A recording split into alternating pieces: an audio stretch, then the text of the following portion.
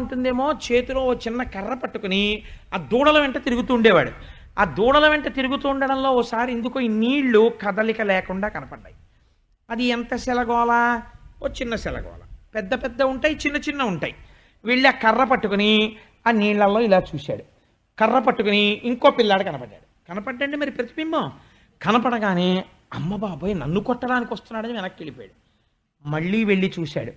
ఈయన ఎంత ఎలా చూస్తున్నాడో ఆయన అంతలా చూస్తున్నాడు. అమ్మో కొట్టేస్తాడని వెనక్కి వెళ్ళిపోయాడు. మళ్ళీ చూశాడు. ఆయన మళ్ళీ ఇలా చూస్తున్నాడు.